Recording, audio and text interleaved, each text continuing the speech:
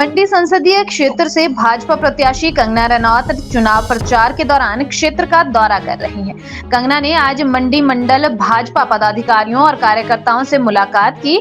इस दौरान उन्होंने अपने संबोधन में कहा कि कांग्रेस पार्टी ने अयोध्या में बने राम मंदिर को लेकर इकट्ठा किए गए चंदे को भाजपा का स्कैम बताया था। भाजपा का सबसे बड़ा धर्म राष्ट्रवाद है और लोकसभा चुनाव 2024 एक धर्म युद्ध है। कंगना ने कहा कि मंडी और पहाड़ की लड़कियां हिम्मत और जोश के साथ दमदार हैं और महिलाओं पर की गई टिप्पणी का जवाब भी देना जानती हैं। कंगना रनौत ने कहा कि मंडी संसदीय क्षेत्र से उन्हें पार्टी प्रत्याशी बनाने की घोषणा होने पर कांग्रेस पार्टी को जलन हुई। कांग्रेस पार्टी नेताओं ने उनके खिलाफ कई अभद्र बातें कही। उन्होंने कहा कि प्रधानमंत्री नरेंद्र मोदी के नेतृत्व में फिर से केंद्र में सरकार बनाएंगे और उनके सेवक बनकर एक अच्छे राष्ट्र निर्माण में अपनी भूमिका अदा करेंगे।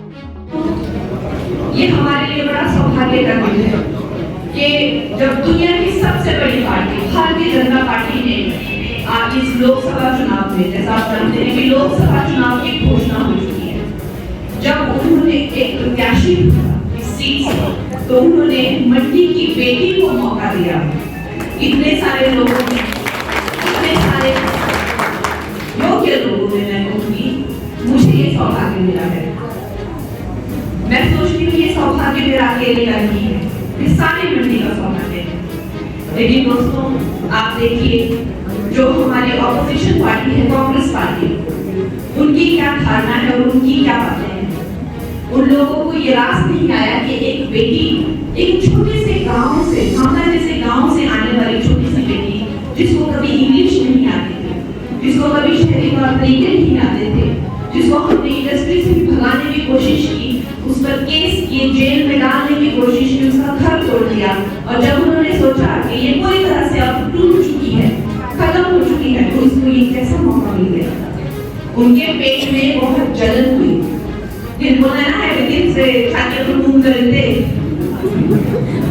छाती पर मूंग लोए के दिन आएगा, तो इतनी ज्यादा उन्हें कष्ट हुआ और उन्होंने कितनी गंदी बातें, कितनी अश्लील टिप्पणी मंडी के बारे में और मंडी की महिलाओं के बारे में। आपको पता है धर्म युद्ध में एक तरफ धर्म होता है और दूसरी तरफ अधर्म होता है। तो अधर्म का तो आपने देखी, और देखिए जो हमारे प्रधानमंत्री नरेंद्र मोदी जी हैं, वो हमेशा महिलाओं के कल्याण के लिए कितनी योजनाएं उन्होंने रखी हैं। सुबह हम उठते हैं तो हमारे लिए इज्जत करती है। क्या मुझे पता है कि महिलाएं, जो गाँव की महिलाएं हैं, गरीब महिलाएं हैं, उन्हें कितनी आपत्ति होती है। जो पुराने चूल्हे थे, उन्होंने उज्ज्वला योजना में 10 करोड़ से भी ज्यादा चूल्हे हमें दिए। बहनों को अक्सर कहा जाता है, घर में छोटा मुटाव होता है, क्या जाता है, निकल जा घर से, उनको इस पार्टी की चिंता होती है। उन्होंने 16 बहनों को 3 करोड़ से ज्यादा बहनों को अपने मकान दिए। छात्रवृत्ति 85,000 करोड़ से भी ज्यादा, स्कॉलरशिप 3.5 करोड़ से ज्यादा महिलाओं को मिले। बहनों को, गर्भवती महिलाओं को भी पोषण के 6,000 देते थे। किसी की दूसरी बेटी हो जाए तब भी उनको पता है कि समाज कैसे ताने मारता है, उनको भी 6,000 रुपए लगाए। तो मैं कहती हूँ कि उन्होंने हमें कमी कहाँ छोड़ी हुई है। इज्जत और मान के साथ में आप देखिए, आज 33% रिजर्वेशन देकर लोकसभा विधानसभा में उन्होंने आज मुझे यहाँ आपके सामने खड़ा किया है। दोस्तों, निश्चय है कि अगर हमारे देश की बागडोर हमारे प्रधानमंत्री जी के ही हाथों में रहती है, तो हमारी बेटियों का, हमारे बेटों का भविष्य सुरक्षित है और सुनहरा है।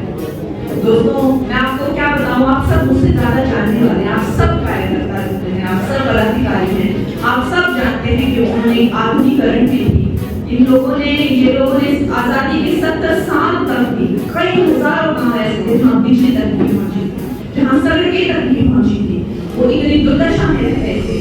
लेकिन इन लोगों ने बिजली, कोयले से बिजली बनती है, वो कोयले को भी ये लोग खा गए। ये लोगों ने कोयला भी नहीं छोड़ा, 2G स्कैम चारा, वो तो चलो बड़े बड़े घोटाले उन्होंने किए, इन लोगों ने कोयला भी नहीं छोड़ा।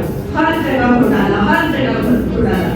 पूरे विश्व में हमारी ऐसी छवि बन गई थी कि मानो सबसे ज्यादा भ्रष्टाचारी और सबसे ज्यादा गंदा, वो खुले में शौच करने वाला, कूड़ा फेंकने वाला, एक तरह से जिस तरह से हमारी छवि थी, सबसे ज्यादा भ्रष्टी और गंदी छवि एक भारतीय की छवि इन लोगों ने बनाई थी। और हर दिन पेपर में ये भी पढ़ते थे कि ये गायों का भ्रष्टाचार था, इन्होंने 2G स्कैम करे, इन्होंने ये स्कैम करे, ये खातिर पेपर क्या था देश में, ऐसा देश हमारा बदनाम कर इन लोगों की काली करतूतों से।